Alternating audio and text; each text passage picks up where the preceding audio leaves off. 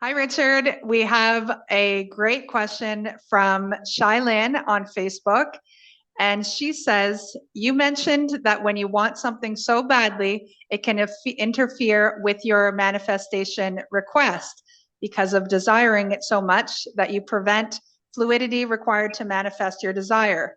Would perhaps a glass of, say, wine be permissible to keep the request in the proper uninhibited frequency? It's an interesting question, and I do understand that I felt that way myself. But here's the deal.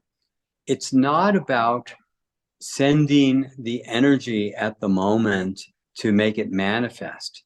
It's about your beliefs, attitudes, thoughts, and feelings, your judgments, your sense of limitation. And maybe you're going to feel really great while you're drinking the wine, but then you wake up the next morning and I don't have the house, the car, the husband, the bikini body, or any of these other things that I want. I don't have the job. I don't have, the bank account.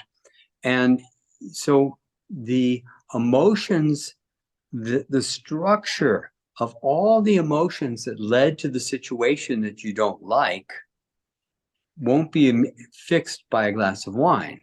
And those are being broadcast from your being all the time. So if there's a part of you that feels victimized and unappreciated and misunderstood and unfairly treated and so forth, that isn't going to go away if you have a glass of wine. Maybe for a few minutes, but you don't manifest in the few minutes you're sending energy.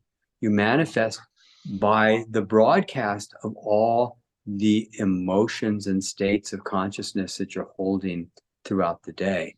So this is where working with the law of attraction, hacking the law of attraction comes in, because when you're able to send energy to a new future and be in the vibration of that new future loving you, then you're not just changed for 30 minutes or 2 hours. You are living in a different vibration. And if you're willing, you can see extraordinary miracles coming in much more fluidly. The old way the law of attraction was taught was backwards and tends to lead to suffering. Imagine what you want, believe you have it, live as if it's true. That's called lying to yourself, because you don't have it. And I can get myself in a good mood with some wine, but it's not going to change the reason I generated the pattern in the first place. So we need a more organic and holistic approach than that which has been taught about imagine it, believe it, make your vision board, act as if it's true. It's lying to yourself. You don't believe it. You don't really have it. And so we need a way to get there from here, and that isn't it.